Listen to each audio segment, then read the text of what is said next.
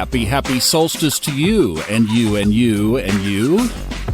And happy holidays to all of you as well. Thomas Miller on the Fun Astrology Podcast. Let's make this holiday weekend fun. What do you say as we go to the sky to see what's going on over our heads? Of course, today the big day.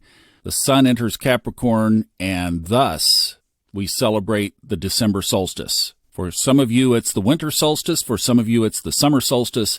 We covered it extensively yesterday, so I'm going to roll on past that. It happens at 10:28 Eastern this evening, or thereabouts. Just adjust that to your own time zone wherever in the world you are. Definitely would be worth putting up your natal chart on the inner ring and then do a two-wheel circle and put the exact time of yours. Just look at where the sun moves from Sagittarius to Capricorn and set that chart up, and that will show you where the solstice is happening in your planetary structure. That's really the goal of this podcast, is to point you to some things that you may or may not have thought about. Some things might be obvious, some things might not, and then you put that up against your natal chart and see where these things are impacting your own life. And check out yesterday if you didn't hear that about the solstice itself. All right, let's roll forward because we're going to look at the long weekend beginning with tomorrow.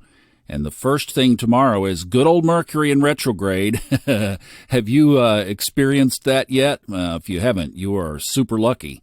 It conjoins the sun tomorrow. Oh boy, oh joy. 1:53 p.m. Eastern in the afternoon. Yep, rub the salt right on in. Well, you'll be feeling it today as well, and probably have been most of the week, but it hits exact tomorrow, so at least the downhill slide over the weekend on that one. And seriously, if it's going to hit you, it'll do it around that for sure. I've had it, and I would imagine a lot of you have as well. And Mercury continues the retro dance, the retrograde shuffle, because early Saturday morning at 1:17 a.m. Eastern, so for a lot of you, even that will be the evening of Friday night, it moves into Sagittarius again. Remember, it's going to retrace back to 22 degrees Sagittarius before it turns direct. So look, at least for the holiday weekend, I mean, if you're kind of facing a little bit of angst of the family getting together, the trickster will at least be in the party sign. But here's one from old Uncle Thomas. On several fronts, will not be facing this situation. But if you have a wee bit too much,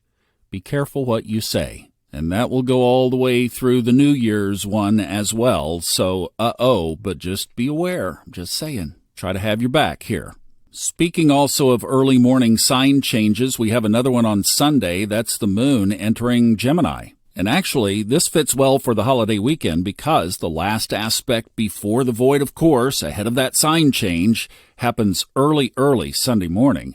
But it is, of course, to Pluto, it's a trine. So remember, we've been having favorable last aspects this whole week, and it continues with this one on Sunday morning. So you've got some favorability around that last aspect if you want to initiate some things before then.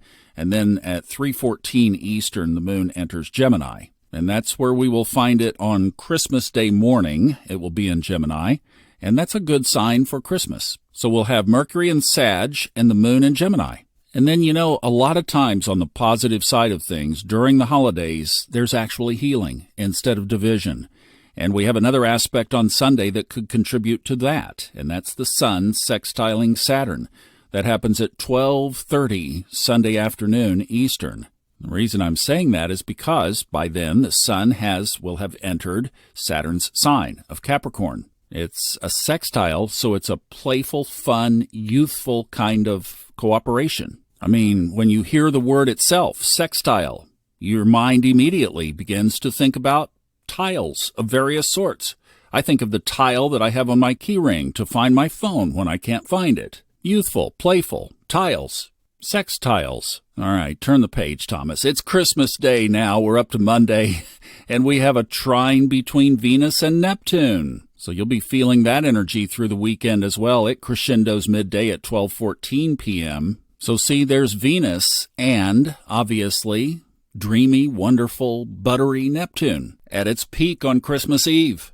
I'm just hearing a rewrite of the night before Christmas in my head here. Something about settling down for a long winter's night might turn into something else this weekend. We have a positive last lunar aspect. We have the sun in a sextile to Saturn, and we have sexy Venus trining dreamy Neptune. Ho, ho, ho, Merry Christmas. Hey, that's from the sky. As above, so below. I'm just pointing out the aspects, what's there.